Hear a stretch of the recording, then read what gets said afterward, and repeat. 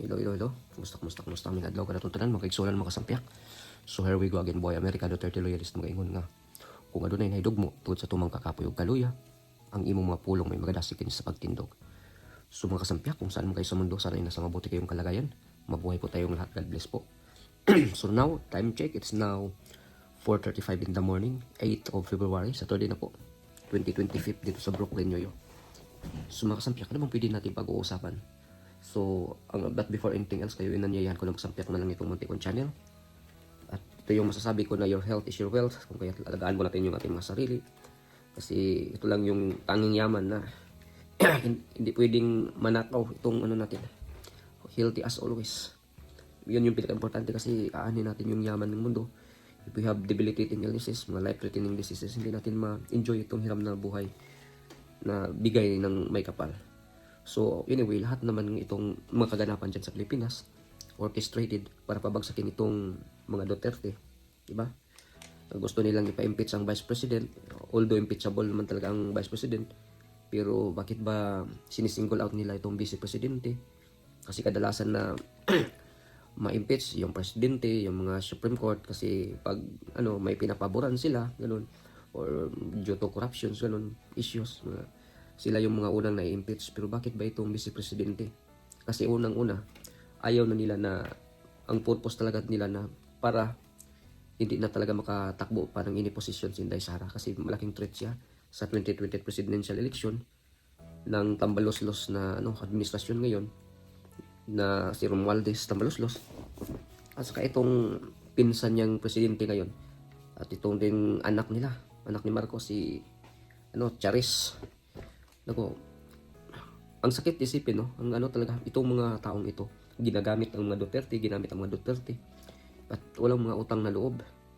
At ngayon, kasi nagamit na nila, gusto na nilang patalsikin, ganoon, gagawan ng mga issues. Samantalang ang corruptions, ngayon, ang laki-laki ng corruption na nangyayari sa administrasyon ngayon, yung mga nakawan. At ngayon pa lang, di ba, maliban sa gusto nilang yung mga vloggers na inimbitahan nila, gusto nilang i-contempt, gusto nilang ipasok sa kulungan para malisin yung mga issues ng sa lipunan, kasi plano nila na i-impeach Inday Sara. Pero nakarma sila kasi sabi nga ni Chis Escudero, ayaw naman natin si Escudero, pero totoo naman yung sinabi ni Chis Escudero na pabanjing-banjing kasi sila, kung kaya yun, huli na, last minute na inano nila yung yung impeachment complaint. At saka junto na ulit sila, babalik sila. Kasi nag-adjourn na yung yung Senate, yung upper chamber. So ngayon gusto naman ni Castro na ura-urada na aksyonan kaagad ng Senate. Hindi naman ganyan kasi wala pa nga silang rules, wala pa silang mga So anyway, ngayon ang sa tingin ko, bakit ginagawa yan nila?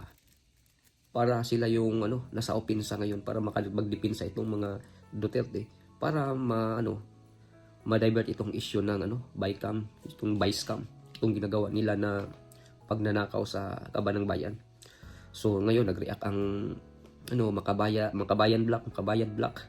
Ito sila Castro, kasi di ba nagsalita si Inday Sara, sabi ni Inday Sara na mas if I'm not mistaken, I don't know really which one is, pag sinabi ba yun ni Inday Sara na mas masakit pa yung maiwan ng jowa, boyfriend or girlfriend man, isa ma-impeach ng dyan sa lower house, or mas masakit pa yung maiwan ng or mas masakit pa yung ma-impeach kaysa maiwan ng jowa. But anyway, nakita naman natin hindi stress Inday Sara doon sa sa mga issues, kasi itong issues wala, useless Kaya nga nag-react nung Makabayan Black, sinabi na si Inday Sara daw kurakot, EGK daw, mamamatay tao, Duterte 2.0. Hindi, takot lang talaga kayo dyan, kasi marami kayong mga NPA, kayo yung nakabenepisyo dyan. Ayaw nyo talaga makabalik si Inday Sara, kasi kayo yung tinatarget ni Inday Sara. Kung si Tatay Digong tinarget din kayo dati, ngayon si Inday Sara mas grabe pa. Galit na galit si Inday Sara dyan. Sino ba namang hindi galit sa mga kumakalaban sa gobyerno? Pinapatay itong mga men in uniform natin. Tapos kayo doon sa bundok, may mga revolutionary tax kayo na ini-impose. Pag hindi nagbibigay itong mga establishment, sinusunog nyo, pinapatay nyo, ganun. Pati yung mga kahit mga government heavy equipment, sinusunog, ganun. Ay, kaya yung mga road concreting na sa bundok, pag ayaw nyo talagang, kasi ayaw nyo lalagyan ng kalsada, kasi ayaw na access kayo ng mga sundalo, kaya sinusunog nyo yung mga heavy equipments. Yan yung ginagawa nyo eh. At ano pa, sino pang nag-react? Itong mga young guns, itong mga addictos, benedictos. Ano muna kayo, magpa-drug test nga kayo. Hinamon na kayo ni Inday Sara eh. Nagre-react din sila. So, at si Marcos din, itong anak ni Marcos, anak ni BBM, nangunguna dyan sa pag-sign sa impeachment ni Inday Sara.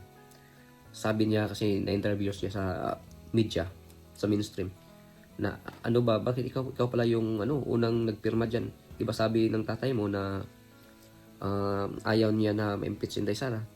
Pero sinabi din niya na sabi daw ng tatay niya na gampanan daw yun niya yung tungkulin niya as a mandate daw as a congressman.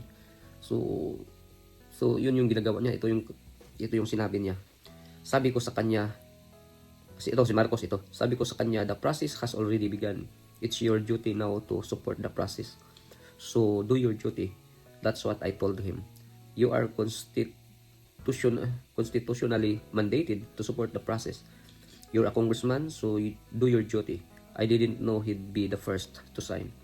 Yan, yun yung statement ni Marcos. So itong anak naman niya, ito si Charis, Cyrus, sabi niya na, base sa constitutional daw, constitution. Pero nung tinanong siya, iba yung sagot niya. Iba yung sinagot niya, sabi niya na, kung yung tatay mo ay gustong ipapatay ni Sara, yung nanay mo, yung Speaker of the House, tapos gustong hukayin yung lolo daw niya, kung baga pinipersonal mo talaga si Inday Sara. Wala kaming paki dyan sa hindi naman sinabi ni Inday Sara yung totoong sinabi ni Inday Sara, kung mamatay siya, patayin din niya yung yun yung sinabi niya. Wala kaming paki, kung baga kayo talaga mga mga Marcoses, mga Romualdez, yung mga dugo nyo talaga, yung magkaparehas lang talaga kayo. Manang-mana kayo sa isa't isa. Si Bongbong Marcos, same din sa tatay niya. Ganun. Kung gusto pa nga niyang higitan yung mga ginagawang katarantaduhan ng tatay niya na mamamatay tao, kurakot, ganun. So, ganito din yung anak niya ni Marcos, din, manloloko din eh. Kung baga, huwag nyo na kaming paandaran ng mga ganyang yung sinabi ng tatay mo na ayaw niya ipa-impeach si Inday Sara, salita lang yun eh. Hindi talaga yung katotohanan. Tapos ang ikakasaya natin ngayon, kasi itong Crime Watch, mag-file ng Citizens Crime Watch, mag-file ng kaso kay Tambaloslos. Kasuhan si Romualdez, kakasuhan si Saldico, at saka si Manix Dalipi ng Zamboanga. So baka may ilan pa dyan, pero yung tatlo yung sure ball na kakasuhan ng mag-file sila ng kaso sa Supreme Court. Sabi nga ng spokesperson doon sa ng Citizens Crime Watch na kaya marami sila kasi kasama din si Jimmy Bondo, kasama si Attorney Chupacio, si Alvarez, tapos si Gambino ba yun, yung tumakbo din so tinanong sila na hindi ba yan kasi tumatakbo kayo ng pagka-senador. Sabi din ng spokesperson, hindi kailangan talaga ng maraming kasi pagkuha ka ng mga dokumento ng mga departments, mga ganun kasi kailangan nila yung ano ba yung tawag, yung enrolled bill na hindi pa nga binigay ng ganyan talaga yan sa kaso, mga kasuhan. Ang hirap mag-summon ng ikaw mismo pupunta ka sa mga department, hindi ka nga bibigyan, hindi nga sila binigyan. Ganyan yan. So kung pag ganyan, yung Supreme Court na yung mag-summon yan, talaga sila, ibibigay talaga yan ng pag na-file na yung kaso. Pag na-file na yung kaso, hindi nila pwede yan kasi nasa batas yan. Ganun talaga yan. Katulad ng kasuhan dito, yung misis ko, kinasuhan yung hospital dahil sa malpractice. Pwede pag-file ng kaso, meron silang dito na 30 days. Dapat 30 days, before 30 days, dapat ma-file na yung kaso. Tapos binigay nila yung dokumento, kulang-kulang pa. Exactly, 30 days, tapos hapon binigay. Ganyan ka tarantado. Gusto talaga nila na para ma-expand pa yung ano, pag gustong taasan yung ano, oras, habaan. Tapos pag may kaso na, meron ng ano, ipagpaliban na naman. Tapos ganyan yung kaso gusto nilang pahabain. Kasi gusto ng ano din, ng kalaban din na para hahaba pa ito at mano ka na lang. Pwede nga mamatay ka or whatsoever. So ma-quits yung kaso. Ganyan talaga yan sa kaso. Kaya ang kaso, ang haba ng kaso. Tapos ano, pira din yan. So ngayon, ano, happy tayo na at least, kasi ang plano talaga nila, sabi nga ni Atty. Chupacio, yung plano talaga nila para nasa defense mode ang ano, si Inday Sara. So ngayon, yung ginawa nila na ano, impeachment complaint, parang ano lang yan eh. Alam, parang sasabihin ni Atty. Chupacio, alam nila na hindi sila mananalo, pero parang ma-divert lang itong attention ng mga tao. Pero yung totoong mga nangyari diyan sa BICAM, yung BICAM ano na insertions of ano budgets para ano ma-divert kasi pinatawag na sila ng Supreme Court, pini-question na sila si Romualdez. Yun. So dalawa yung ano kaso diyan. Itong sa ano Citizens Crime Watch, ang kaso diyan yung ano kakasuhan talaga ng kriminal dahil sa ginagawang ano corruption diyan sa mga insertions. Sila Romualdez, si Manix Dalipi at saka si Saldico. Tapos yung isa pa, yung kay sa kanila ni ano, attorney ano ni Congressman Ungab, pag ano naman para maging invalid or invalid itong 2025 GAA, itong General Appropriations Act of 2025. So para magiging invalid, so pag mga ganun, babalik sila sa 2024 budget pag ganyan eh. Reenactment yung mangyayari diyan habang aayusin pa yan eh. So anyway, at least man lang ano hindi mawawala itong issue sa ano na ginagawa nila ni Romualdez na ano BICAM report. Kung kaya sa 2025 election, boto natin lahat ng PDP. Vote straight tayo. Kasi labanan na ito ng numero eh.